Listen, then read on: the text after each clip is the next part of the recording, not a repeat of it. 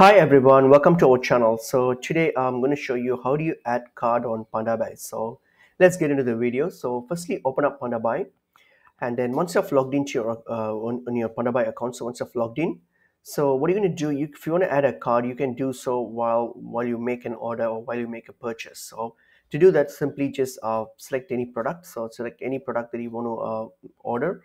So for example, this one here, I'll just choose this stroller here. That's fine, and I choose on agree, buy now. Okay, so I'm gonna confirm this. So I'm gonna buy this. So what I'm gonna do, hit on agree and then submit order. And then now here, when I get to this section here, next section. So okay, so next section, when you get to this checkout page here, so here what you're going to do, if you want to add if you want to pay with your card or you're going to add your card, so what you're going to do, you go to simply choose this credit card option here. All right, so simply choose this credit card option here and then click on confirm payment.